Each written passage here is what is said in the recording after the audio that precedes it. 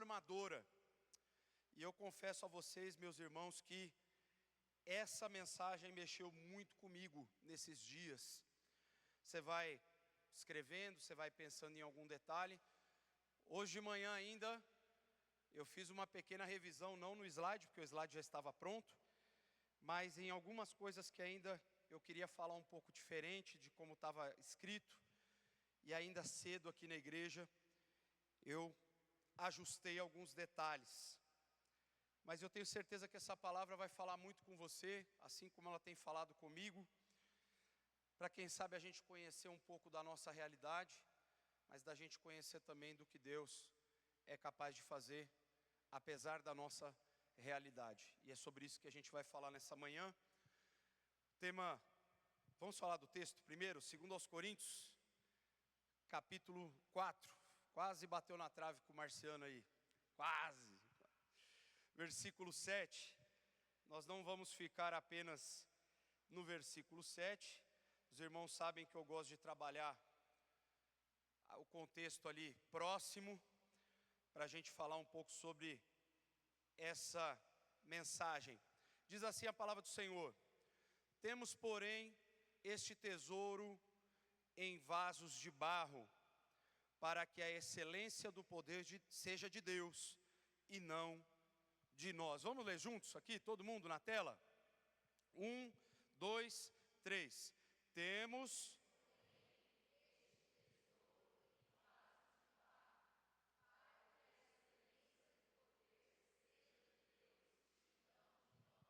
Segundo aos Coríntios 4, 7. Tema da mensagem dessa manhã: vasos indestrutíveis. E aí talvez você vai falar assim: olha, pode ser que o pessoal perguntou se eu estava bem hoje. E eu comentei, tem dias que a gente realmente se arrisca. Ontem eu fui treinar e tem um rapaz lá, ele sempre fica sozinho. Eu tentei agregar ele, né, para a gente não excluir ninguém. Só que ele tem 1,90 m e pesa 140 quilos. E ele ficou 9 minutos em cima de mim, numa posição de 100 quilos. Eu brinquei com o Marciano que essa parte da minha caixa das costas e do peito, ela deve ter diminuído uns 3 centímetros, parecia uma morsa, me apertando. Então eu estou um pouco torto hoje. Quem assistiu Vingadores, lembra quando o Hulk pegou o Loki e fez assim, ó? Parecia eu, em outras palavras. Mas deu tudo certo, no final a gente sobreviveu. Mas o vaso destrói, né? Nós somos sim indestrutíveis, porque nós somos de barro. Eu não vou nem abranger muito o aspecto criacional, a gente poderia falar sobre isso também, porque nós somos formados a partir do quê? Quantas pessoas falaram barro ou pó da terra? Levanta a mão, eu vou vender um monte de pão hoje. Glória a Deus, vai estar tudo vendido. Aí, vou arrumar os outros irmãos para ofertar, o pão das irmãs ali vai estar tudo vendido. Brincadeira, eu farei perguntas mais difíceis para o pão ser ganho, essa aí foi fácil. Nós somos formados do pó da terra. Meu irmão, a tua essência é de barro, e a minha também. Nós fomos moldados por Deus, e alguém vai dizer, isso é um absurdo. E aí outro dia eu estava conversando sobre isso com alguém. E eu falei assim, o que é mais absurdo? Eu acreditar que Deus criou tudo, pegou o barro, moldou, soprou vida, colocou os seus atributos nos primeiros 2 seres humanos criados. E a partir deles dois, toda a raça humana, ela nasceu a partir dali? Ou eu acreditar que é super possível e cientificamente correto que amebas começaram a desenvolver tudo e a gente está aqui do jeito que está hoje, organizado a partir de amebas caóticas no meio do nada? Desculpa, eu acho que é mais fácil eu acreditar no que está escrito na Bíblia. E a Bíblia diz que eu fui formado do barro e você também. Não, peraí, foi Adão que foi formado do barro? Sim. E a nossa estrutura molecular inicial, ela vai seguir da mesma raiz. Então eu e vocês temos uma composição única, somos de barro. por que é tão importante frisar isso para mim e para você? Quando Paulo escreveu essa carta aqui aos Coríntios, não era incomum nos mercados do primeiro século aquelas pequenas lamparinas que as pessoas colocavam azeite para manter a casa acesa. E essas lamparinas normalmente eram feitas de barro. E talvez alguém até já viu alguma.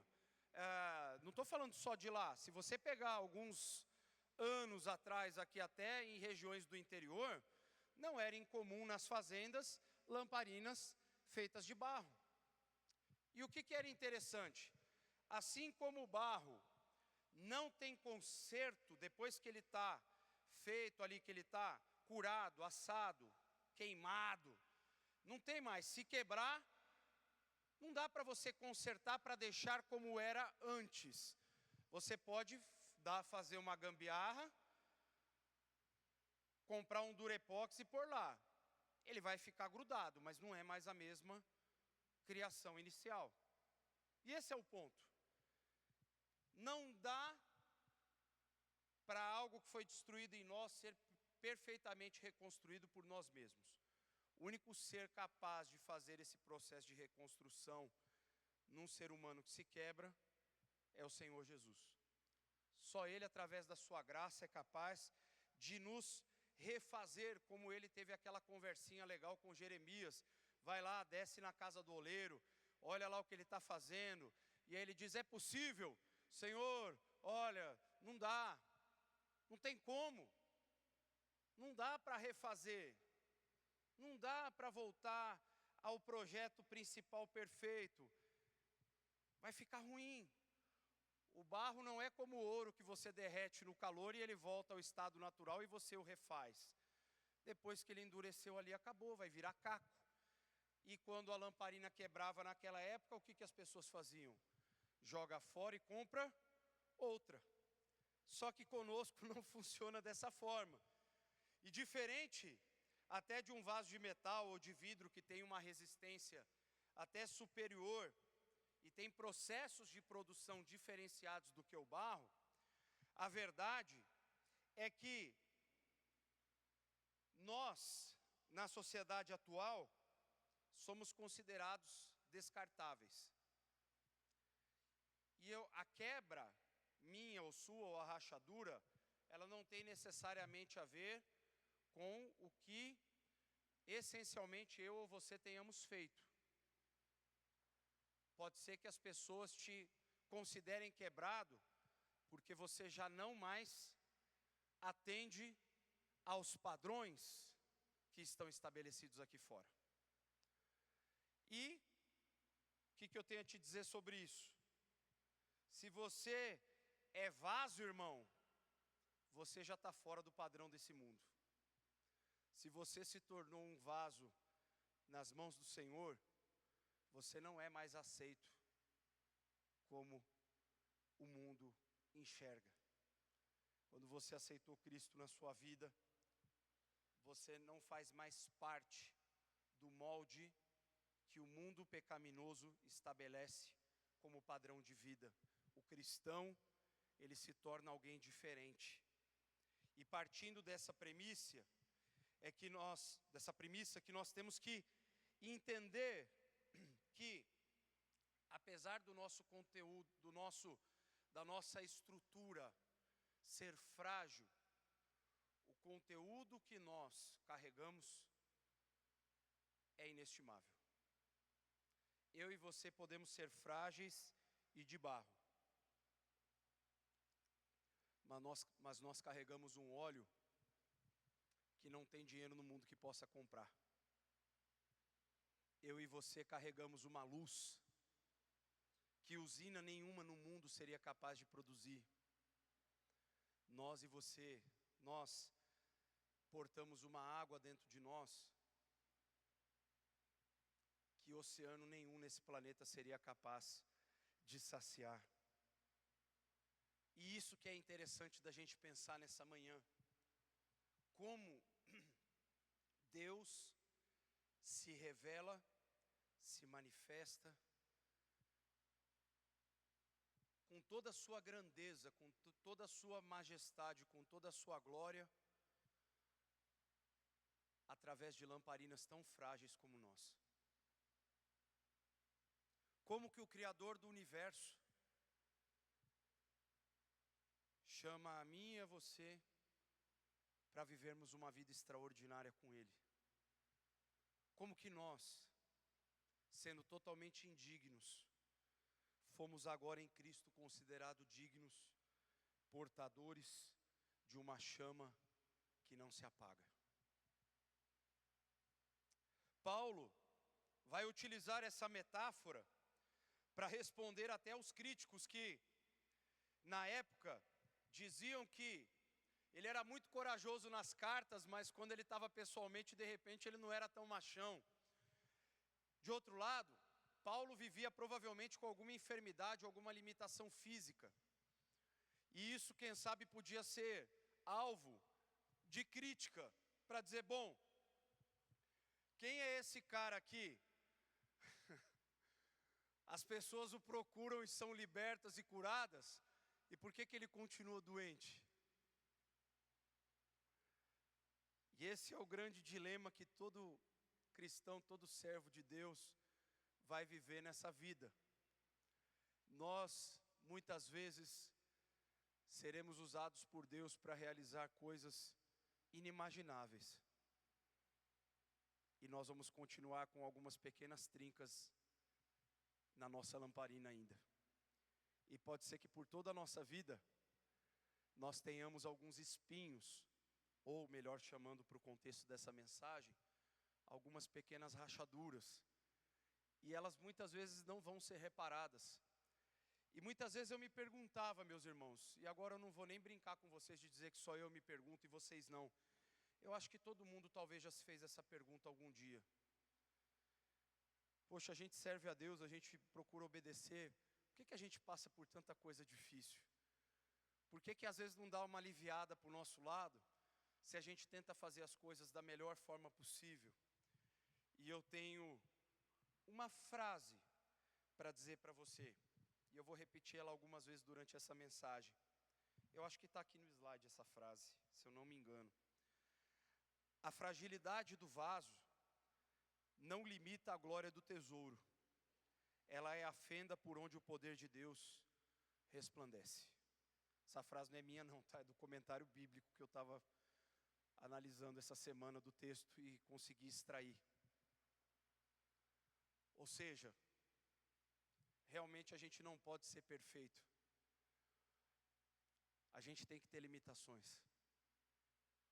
Porque o poder de Deus, Ele vai nos aperfeiçoar mediante as nossas fraquezas.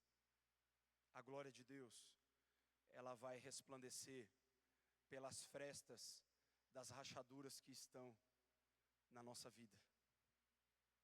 Paulo não era renomado por ser alguém que sempre estava isento dos perigos.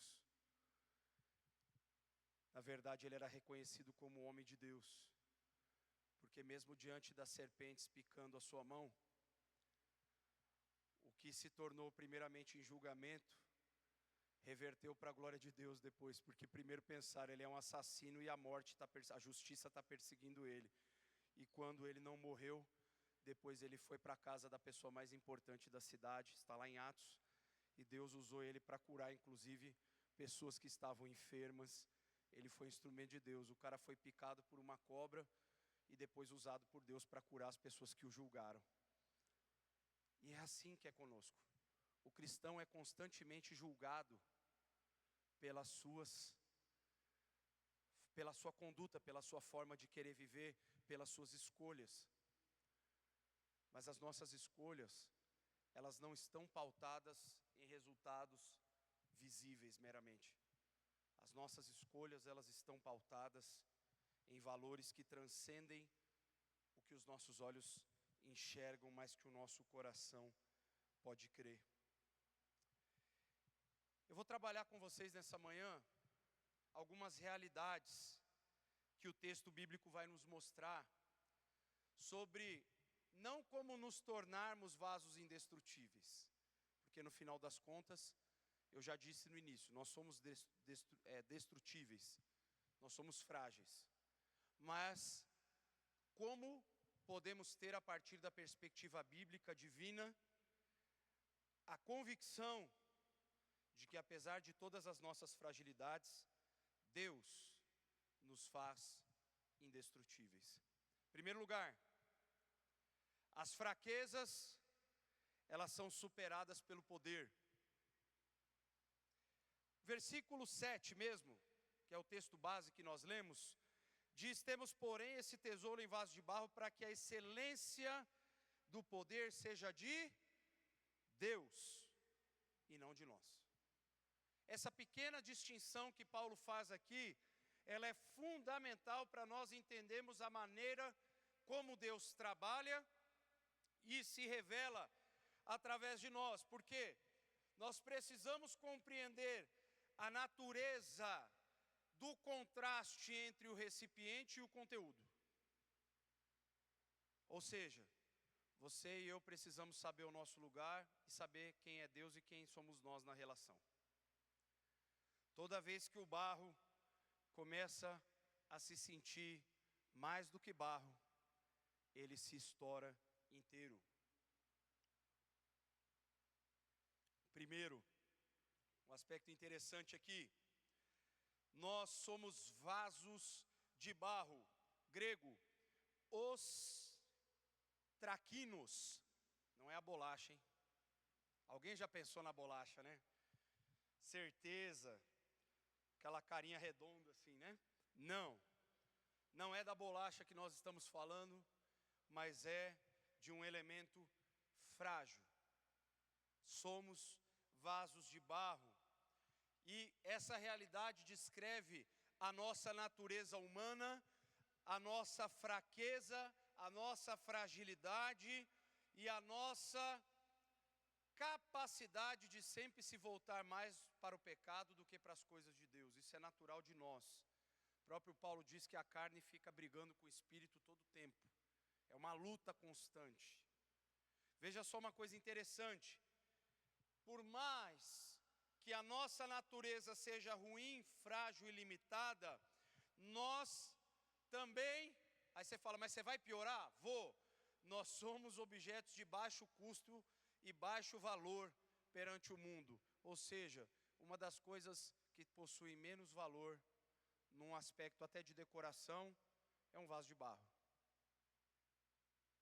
Às vezes a pessoa vai decorar a casa, o que ela compra? Ela quer comprar, muitas vezes, algo ornamental, uma coisa ali com uma pintura, com um desenho, ou quer pegar alguma figura diferente. Quando vai fazer o custo, se você pedir para um cara fazer um vaso de alumínio, ou de qualquer outro material mais nobre, e você falar para ele quanto custa o quilo do alumínio e o quilo do barro, da argila, você já faz a conta de valoração. Durabilidade, mesma coisa, e assim por diante. Vamos pensar que fosse um vaso de ouro. No tempo de Salomão, as taças, o texto diz que o bronze era quase que um negócio comum do dia a dia. Tipo, todo mundo tem. Imagina se alguém falasse hoje, olha, a pessoa lá tem uma bacia de bronze, ou uma coisa de prata, que é uma coisa mais legal assim. Não, o que era comum naquela época era que tudo dele era de ouro. Os talheres, os instrumentos, né, que eles usavam ali para tudo. Você imagina como que era a realidade. Você imagina o valor das coisas. Então, se o bronze não tinha valor, imagina o barro. Assim somos nós não temos valor nenhum para o mundo. Nós não temos valor nenhum para a sociedade. Por quê? Porque a escolha de reconhecermos, porque aqui tem muito além do fato de quem você é você reconhecer essa posição em Deus e diante dos homens. Eu li hoje para a galera na última aula de batismo, que a gente fez uma revisão. Por que que a gente, qual que é a razão da gente se batizar? Qual que é a importância da gente entender a nossa experiência de salvação? E eu li para eles Romanos capítulo 10, versículos 8 e 9. Se com tua boca confessares que Jesus é Senhor e em teu coração crer que Deus o ressuscitou dentre os mortos, serás salvo. É assim que está escrito. Então, eu preciso professar a minha fé. reconhecer de quem eu faço parte, qual corpo eu pertenço, quem é o meu Senhor. E quando eu professo essa fé, eu estou dizendo para o mundo que eu não ando mais como eles andam. E por isso que as minhas fraquezas então começam a ser superadas pelo poder de Deus, porque apesar de ser quem eu sou, agora eu sou templo do Deus Altíssimo. Eu não sou mais escravo do pecado e marionete de Satanás. O próprio Espírito Santo de Deus habita em mim e resplandece o seu poder através da minha vida. O mundo olha para as minhas limitações, porém ao mesmo tempo ele é capaz de enxergar o poder de Deus se manifestando através das minhas fraquezas. Esse é o segredo do texto. O Evangelho, o valor do tesouro, a mensagem que nós portamos é a pérola de grande valor, que o mundo não consegue entender enquanto ele não decide crer em Jesus. Para o mundo, o Evangelho é uma loucura. Para nós, é a mensagem de salvação. A pérola de grande valor vai ser a luz que vai iluminar o mundo, carregada por mensageiros vulneráveis. Você tem a mensagem mais poderosa do universo. E o mundo olha para você e fala assim: mas ele não é ninguém. E a gente diz graças a Deus, porque o que importa é que o nome dele seja glorificado. Meus irmãos, Deus é tão bom, que ele tem propósito inclusive nesse contraste entre nós como seu receptáculo e o seu poder, a sua grandeza.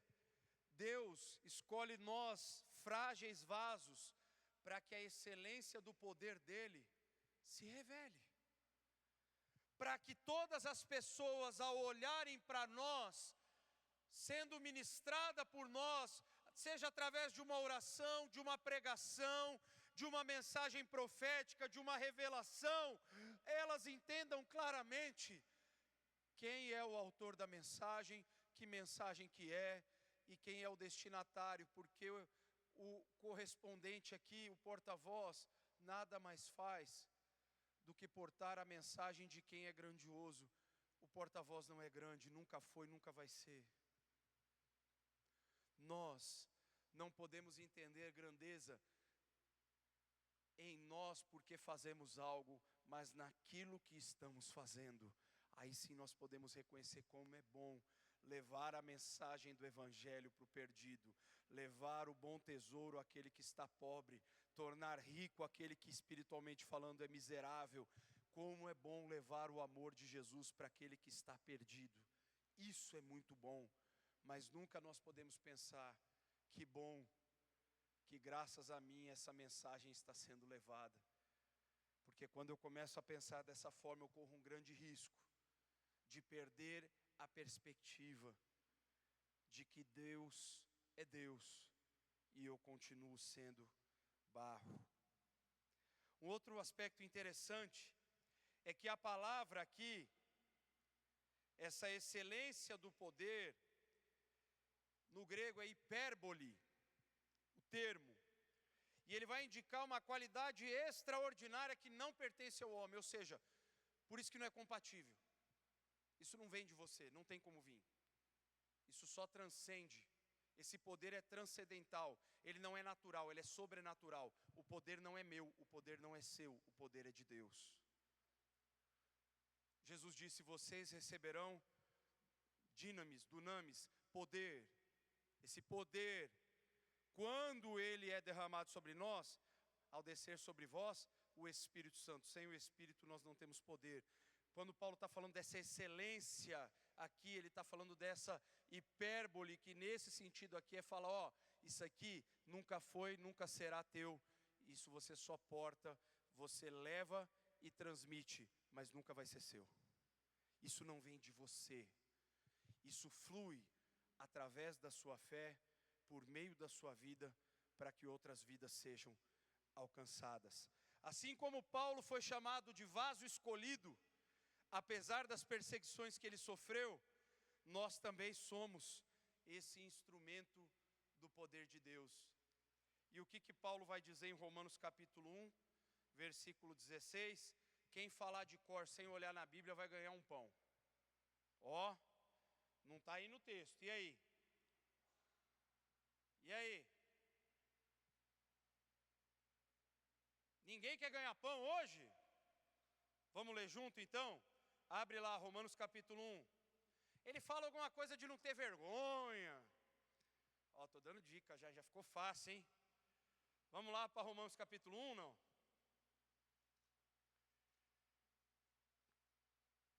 Versículo 16. Pois não me envergonho do... Porque ele é o quê? Para quê?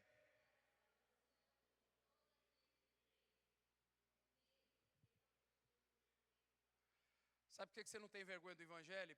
Não pode ter e Paulo não tinha? Porque o Evangelho não era dele.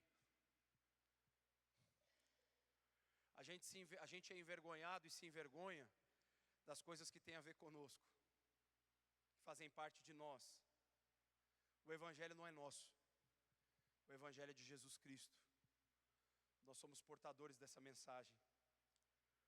O vaso não é dono do seu conteúdo. Ele só porta o conteúdo. Eu estou frisando bastante isso para vocês aqui, porque agora vai ter coisa boa. Porque primeiro você falou, nossa, mas você me chamou de barro. Semana passada o Batata não falou de barro, mas amassou a igreja inteira lá, só bateu sem dó. Ele fez igual o Angelito fez com você no treino de sábado. O Angelito é esse cara grande que eu falei, ele chama Angelito. É Angelitão, deveria ser. Porque ele é maior que o Batata. Seria tipo o Hulk e o Thanos lutando, o Batata e ele. Eu era o Loki, voando de um lugar para o outro. Quando nós olhamos e reconhecemos que o poder não é nosso, que a glória não é nossa, que a mensagem não é nossa, mas Ele nos oportunizou fazer parte de tudo isso. Então a parte ruim, no bom sentido, é que a gente de fato tem que reconhecer essa propriedade nossa. Nós somos vulneráveis. Crente não é super-herói. Crente é gente como a gente. E quando você não tem isso em perspectiva, você cria um ideal imaginário equivocado a respeito de você mesmo, dos teus irmãos da fé, do teu pastor e de qualquer outro cristão que anda pela terra. E eu te explico por quê. Porque quando você cria a ideia de que você nunca faz nada errado, porque a Bíblia diz que você tem que viver em santidade, você entra em crise quando você fizer uma coisa errada. E aí você entra em crise quando o teu irmão também errar, porque você também não compreende bem isso. E você entra em crise maior ainda, porque você pensa que o seu pastor está voando nos finais de semana, antes dele chegar no culto, ele chega, não vem de Uber, ele vem de anjo, voando. E na verdade vai perceber que todo mundo é igual. O Ricardo falou, pastor, parece que você está meio estranho, e a lombar está pegando mesmo. Tem hora que a gente tenta Deus mesmo, né? Eu não devia ter chamado o rapaz, eu com boa vontade querendo fazer ele fazer parte do grupo, eu me dei mal. Mas tentei ajudar, a iniciativa foi boa. Mas eu falei para ele, eu estou com dor nas costas. Porque a gente tem dores, provocadas ou não, a gente tem aflições. A gente passa por situações adversas. Nem sempre a gente vai lidar bem com tudo que a gente tem que lidar. Uma Mercedes, meu vídeo, compartilharam. Estava para vir aí, estavam 2 bisnetas para vir. Infelizmente, durante a gestação, elas acabaram falecendo. Não é bom lidar com esse tipo de notícia. E eu só estou compartilhando porque a irmã Mercedes colocou no grupo de oração na semana, então alguns irmãos já sabiam. Então, não é uma coisa restrita, mas eu estou querendo dizer assim, ó, não é legal lidar com esse tipo de coisa, gente. E ó, eu vou te dizer, por mais fé e altruísmo que você tenha e eu tenha, eu nunca vou achar normal você pular de alegria quando você lidar com uma situação difícil. Porque faz parte da vida chorar, faz parte da vida até ficar bravo. Ó, eu vou falar uma coisa que vai parecer herético agora, mas não é. Faz parte até você brigar com Deus em algum momento da sua vida, e eu não vou dizer porque você está certo e Deus está errado, mas porque você vai ter que fazer isso, e lá na frente, você vai entender que você errou de fazer isso. E Deus tolera isso em nós, porque Ele está nos moldando. Porque se você achar que tudo é perfeito, e você não fala, mas vai ter dias que você vai querer brigar e discutir com Deus. E sabe de onde eu tiro isso? Da Bíblia, porque Deus fala, venham arrazoar comigo. O problema é que ninguém tem razão para discutir com Ele. Só que no momento a gente acha que tem. Eu já fiz isso muitas vezes, e perdi todas, eu nunca vou ganhar. Mas eu ainda acho que eu tenho que tentar. Mas sabe por que a gente faz isso? Porque a gente é de barro. Porque a gente não é eterno. Porque nós não somos perfeitos. E porque em algum momento da nossa vida a gente vai decepcionar a Deus, decepcionar os outros e decepcionar a nós mesmos. Porque você e eu somos de barro. Isso não é um salvo-conduto para você pecar deliberadamente, porque isso vai contra a Bíblia. Isso não é uma passada de pano ou uma apologia a viver de qualquer forma a sua vida cristã, pelo contrário. Não, nós estamos falando de uma consciência, sou de barro, sou limitado, sou falho, mas isso não me dá o direito de viver da maneira como eu bem entender, porque eu sou portador de uma presença santa, de um poder que vem do alto, que eu não posso controlar, mas que Ele decidiu manifestar através da minha vida e da sua vida. Segundo, as provações recompensadas pela vitória. Isso aqui não tem sabor de mel, meu irmão. Porque eu vou dizer para você, nem toda aprovação dá a vitória que você espera, mas ela traz a vitória de Deus sobre a provação que você sofreu. Provação de Deus é edificação e ensino. Provação de Deus não é ter vitória sobre os outros. Provação de Deus é nós aprendermos com a lição que Deus está nos dando, que a gente precisa aprender a confiar e depender mais dEle, ainda mais e cada dia mais, porque cada vez mais as provações serão maiores. E elas não serão maiores para nos derrotar, elas serão maiores porque à medida do que eu sou provado, a minha fé cresce, eu me fortaleço e suporto mais as lutas que virão adiante. Paulo vai dizer, versículo 8 e 9, em tudo somos atribulados, porém não angustiados. Ficamos perplexos, porém não desanimados. Somos perseguidos, porém não abandonados. Somos derrubados, porém não destruídos. E alguém vai dizer, nossa, mas esse porém não, por que ele falou isso todas as vezes? Por que ele não disse tudo e só falou no final? Porque ele tinha um propósito. Porque Paulo estava aqui trabalhando um paradoxo. Como que o cristão consegue viver situações extremas de pressão física e mental, sendo atribulado, perplexo, perseguido e abatido? Ao mesmo tempo, como que a gente lida com essas provações? Com a graça. Só com a graça. Sem a graça a gente não passa por elas. Sem a graça nós não somos aprovados. Porque é pela graça que o poder de Deus vai se aperfeiçoar nas minhas fraquezas. Quando eu for atribulado, eu não serei angustiado. Eu vou ser massacrado, mas eu não vou perder a minha fé. Eu vou continuar resistindo até o fim. É isso que Paulo estava tentando fazer com esse jogo de palavras aqui, tentando nos mostrar que nenhuma situação de pressão física ou mental no cristão é capaz de destruí-lo completamente. E no outro texto Paulo vai dizer, embora exteriormente estejamos a nos desgastar, ele vai dizer o que mais importa por dentro, está sendo construído em nós, uma estrutura, uma força que não vem de nós mesmos. Eu estou aqui mudando as palavras aqui, mas para trazer exatamente o sentido do texto. A As provações, elas servem para nos deixar mais fortes e mais próximos de Jesus.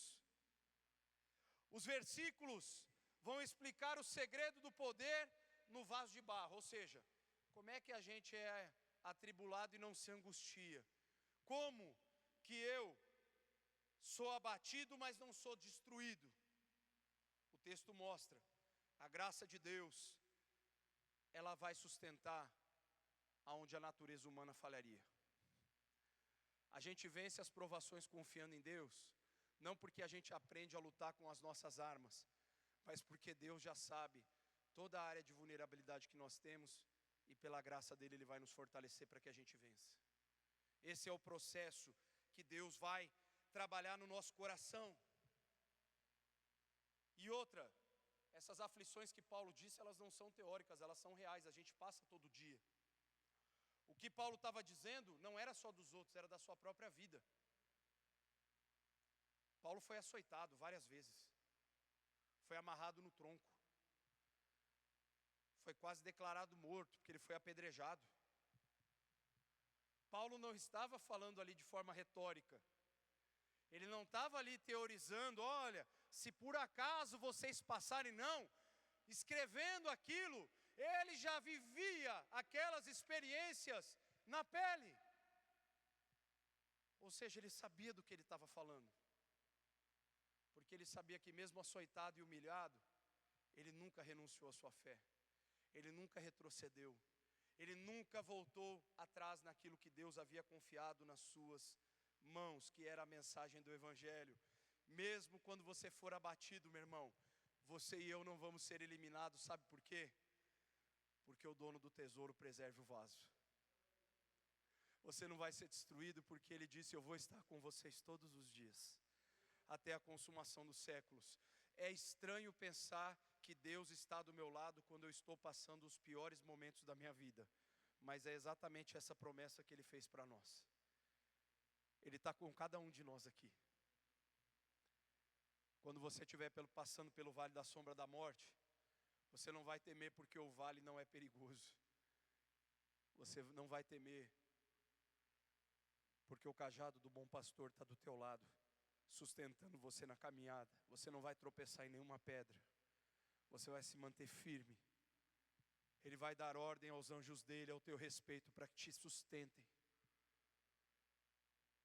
A gente não vai estar ausente da dor, mas a gente vai ter uma convicção profunda de que Ele está conosco dia após dia naquele período de dor, e Ele não nos deixa, e essa promessa ela nos sustenta a entender que as provações que nós estamos passando agora, elas vão ser recompensadas por uma vitória que transcende a nós mesmos e a nossa vida, porque a grande recompensa é o bom tesouro que está sendo acumulado no céu pela nossa perseverança, um tesouro que não se consome, que o ladrão não rouba, que ninguém leva, mas que Jesus vai entregar para nós, dizendo, servo bom e fiel, você foi fiel no pouco, sobre o muito eu te colocarei, entra na alegria do teu Senhor. Vale a pena ser provado, porque no final, na grande aprovação divina, eu e você vamos ser recompensados devidamente pelo nosso Deus. Terceiro, a morte que é vencida pela vida. O versículo 10 ao 12 vai dizer o seguinte: levamos sempre no corpo o morrer de Jesus, para que também a vida dele se manifeste em nosso corpo, porque nós que vivemos somos sempre entregues à morte por causa de Jesus, para que também a vida de Jesus se manifeste em nossa carne mortal, de modo que em nós opera a morte e em vocês a vida. Gente, que distinção maravilhosa que Paulo faz. Jesus disse, o trigo só dá fruto, só produz quando morre.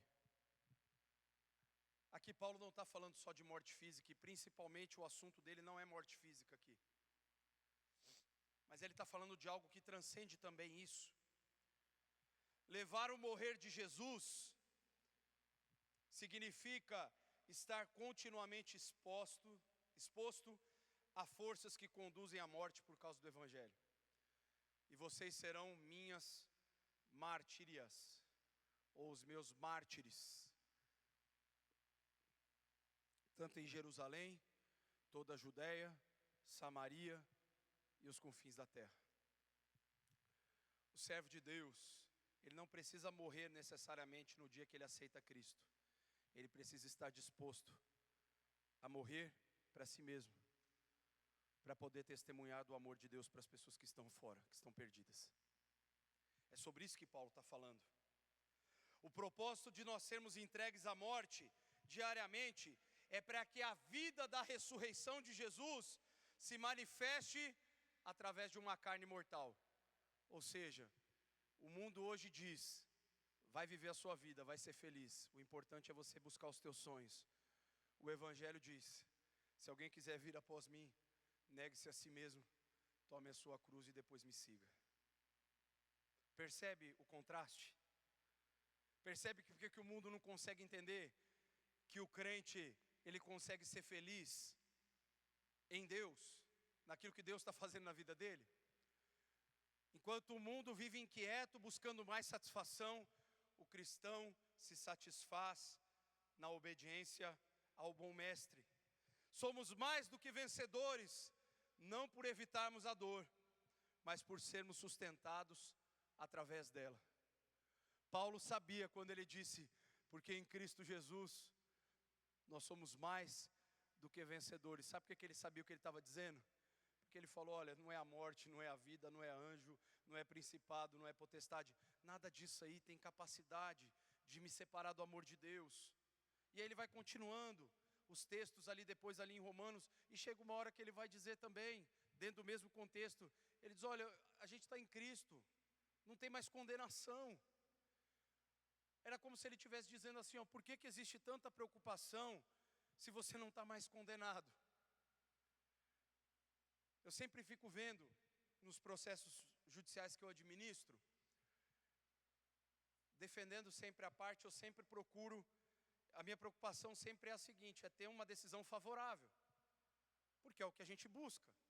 Então, enquanto você não tem a decisão final, o que a gente chama o trânsito em julgado, que é a certeza absoluta de que aquele assunto se definiu, você sempre fica com um ponto, mas será que não vai ter um recurso? Será que não vai ter alguma nulidade? Será que não vai acontecer alguma coisa? Porque você quer dar uma resposta final para aquele pessoa que você está atendendo, dizendo, ó, tá vendo, ó, deu certo, é isso aí. A gente fica nessa angústia, porque nenhum réu quer ser condenado. O autor que pretende alguma coisa em juízo, ele está buscando algo que ele acha que é o direito dele, que ele entende que é o seu direito. O réu é o cara que está sendo acusado por causa do direito do autor. Então nenhum autor quer dizer, não, que bom, graças a Deus que eu fui condenado. Todo mundo quer ser absolvido, todo mundo quer ser declarado inocente, todo mundo quer ser declarado que aquela dívida não é dele e acabou. É assim que funciona. Do ponto de vista espiritual, nós não tínhamos condição, nenhum advogado no mundo poderia fazer a nossa defesa. Aí, o melhor advogado do universo teve que vir a esse mundo para fazer a nossa defesa diante do tribunal celestial. Esse é o ponto que dá a diferença. Jesus não foi lá para, ó, eu vou ver se eu consigo livrar vocês. Ele disse, tetelestai, está consumado, vocês já venceram. O véu foi rasgado de cima a baixo. Não tem mais barreira entre vocês e o meu Pai. Todo aquele que crê em mim, do seu interior fluirão rios de água viva. A fé, quando ela se manifesta através de nós, a certeza da não condenação é pelo fato de que um sangue precioso foi derramado sobre uma cruz maldita, mas que nos fez justos diante de Deus. Ou seja, a morte ela já foi vencida pela ressurreição de Jesus. Nós não temos mais problemas com a morte. Nós morremos para o próximo poder viver. O versículo 12 vai dizer isso. E eu coloquei aqui uma frase. O princípio de morrer para viver é a base do discipulado cristão. Você precisa morrer no seu tempo, morrer nos seus gostos, para poder fazer com que outra pessoa viva através da palavra que você vai comunicar para alguém. Quando você testemunha da sua fé, Você está matando talvez um tempo que você gostaria de ter, mas você está oferecendo vida para aquele que está perdido. Concluindo, não precisamos temer as rachaduras que a vida impõe ao nosso vaso de barro. Embora o nosso homem exterior se corrompa e sofra o desgaste das aflições, o nosso homem interior se renova dia após dia. É através das marcas em nossa humanidade que a vida de Jesus se torna visível. Talvez você não receba açoites físicos, mas quantas vezes você já foi açoitado por causa da sua fé? Pela sua família, pelos seus vizinhos, pelos seus amigos, pelos colegas de trabalho, de estudo. Quantos açoites você já recebeu porque você é cristão? Quantos açoites através de questionamentos? Onde está Deus se você está passando por tudo isso? Quantas vezes a gente é açoitado diante das nossas fragilidades, diante dos desafios que nós enfrentamos, e quase aqueles amigos de Jó que vieram até ele: o que você fez de errado? Cadê teu Deus? Se você era tão bom, por que Deus te abandonou? E o que aconteceu com Jó? Ele precisava reconhecer uma coisa: Jó não tinha pecado, Deus disse, ele não fez nada de errado. Jó tinha um pequeno problema, isso não era um pecado, isso era um processo de aprendizado. Ele ainda não conhecia o Criador de andar com ele, ele só conhecia de ouvir falar. Ele precisou ver o seu Criador para entender quem ele era, e a partir daí tudo se restaurou na vida dele, e em dobro. Meus irmãos, o processo principal de Deus conosco não é o fato se Ele vai me dar alguma coisa ou se Ele não vai. O processo principal de Deus conosco é se nós vamos chegar bem no final. Porque Jesus morreu na cruz para me dar um final feliz. O final feliz de Jesus é que nós vamos entrar na eternidade e vamos permanecer na eternidade com o Senhor para sempre. Jesus não veio à terra, essa frase agora eu inventei, ela é minha. Pode anotar aí, Miriam, que essa vai ser boa. Jesus não veio à terra para te fazer feliz, Ele morreu na cruz para te dar um final feliz. E foi isso que Ele fez, por mim e por você. Ele nos deu um final feliz na cruz. Mas eu não estou no céu ainda, mas você já vive como eu vivo na expectativa do céu. Meus irmãos, um dia a doença vai acabar. Um dia o problema financeiro vai passar. Um dia as dores vão passar. Um dia os problemas vão acabar. Porque a Bíblia diz que na Nova Jerusalém que desce do céu, não haverá mais choro, não haverá mais dor. Toda lágrima vai ser enxugada pelo próprio Senhor dos nossos olhos. Sabe o que é isso? Ele vai dizer: olha filho, olha por tudo que você lutou, está aqui a tua recompensa. Você está comigo. Foi isso que eu fui preparar para você. É isso que nós vamos ouvir dele. Não é assim: olha quanta coisa você tem aqui para desfrutar. Ele vai dizer: olha, você está comigo aqui. E é isso que a gente precisa dizer para as pessoas: tem um lugar melhor para nós estarmos na eternidade, e esse lugar é o céu que Jesus nos prometeu. O que nós enfrentamos agora são aflições leves e momentâneas comparadas ao eterno peso de glória que está sendo preparado para nós. Elas são temporárias, meu irmão. Vale a pena você passar o que você está passando, e eu também. Sabe por quê? Porque na eternidade não vai ter mais nada disso. Sabe quando você já tentou desistir e falou assim: ó, acho que agora eu vou chutar o balde, para mim não vai dar mais, agora eu não aguento mais. O que veio ao meu coração é o seguinte: você quer chutar o balde? Chute ele para Deus e se prostre diante dele e diz assim: Senhor, eu não estou aguentando mais mesmo, mas é o seguinte, eu ouvi que o Senhor vai me dar graça para eu me fortalecer nessa angústia que eu estou sofrendo, nesse momento de dor, e eu não vou ser destruído, eu não vou ser aniquilado dessa terra, eu vou perseverar até o fim. Não olha com os teus olhos humanos problema que você está enxergando. A dor, a perseguição, a fraqueza, elas estão aí mesmo. Mas eu quero te convidar para você focar em algo melhor, naquilo que é invisível e eterno. Você é vaso de barro e eu também, mas nas mãos do oleiro, Deus, que é capaz de ressuscitar os mortos, Ele é capaz de nos restaurar a qualquer tempo da nossa caminhada com Ele. Eu quero convidar você para orar com você hoje. Vamos ficar todos de pé? Meu irmão, é sério isso que eu estou te dizendo. Deus tem uma proposta muito melhor para nós do que aquela que nós estamos vivendo agora. A proposta de Jesus é: eu vou estar com você todo momento nessa luta, e você vai estar para sempre comigo na eternidade.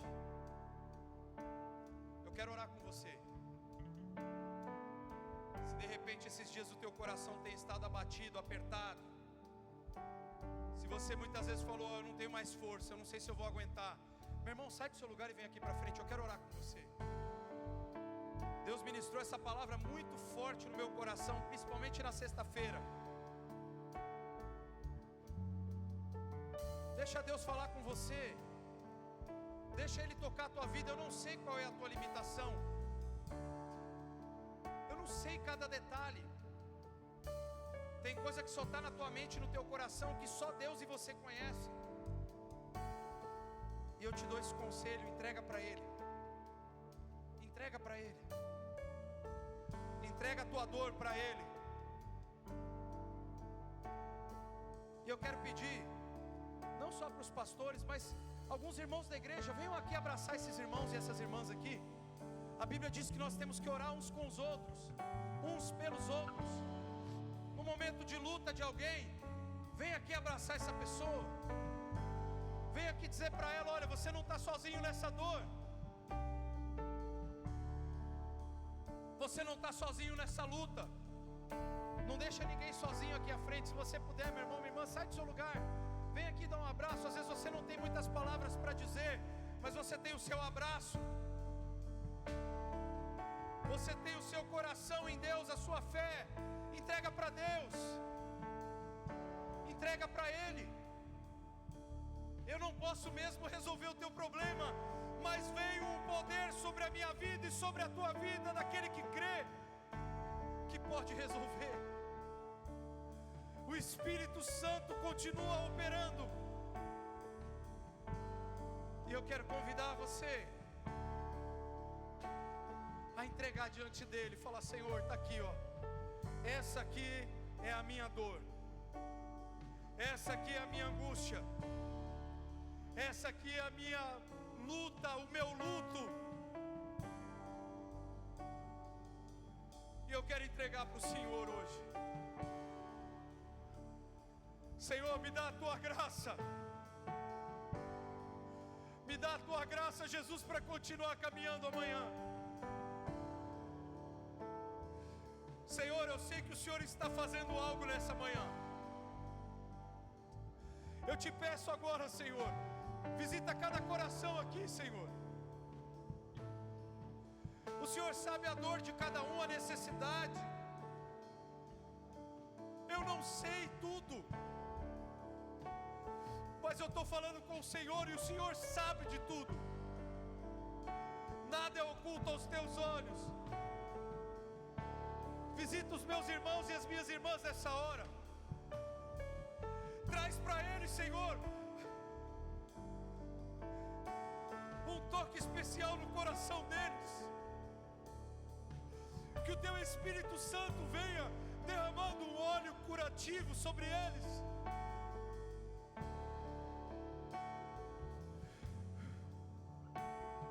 Tira toda a dor, Senhor. Tira, Senhor Deus, toda a angústia profunda, toda a tristeza.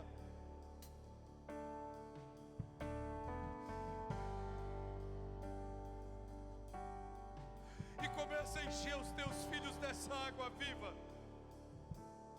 Começa a encher os teus filhos dessa água. Sai, Senhor Deus,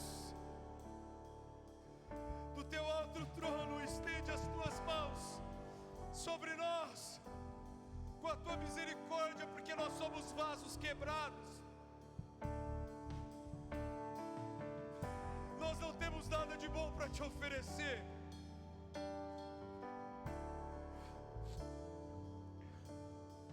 mas o Senhor nos chamou, e por isso eu sei que o Senhor há de trazer sobre nós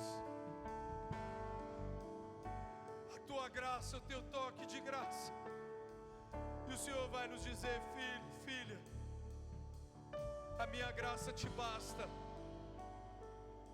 o meu poder vai se aperfeiçoar através da tua fraqueza. Senhor amado, tira de nós todo o peso, toda a sobrecarga, toda a palavra de acusação, toda a seta do inimigo, e vem sobre nós, ó Deus, com a tua mão maravilhosa. Esse abraço que esses irmãos estão recebendo, Senhor, faz desses braços os teus braços, Senhor, e que eles venham sentir o toque das tuas mãos, o toque renovador, o toque restaurador. Manifesta, Senhor Deus, a tua bondade, em nome de Jesus, em nome de Jesus.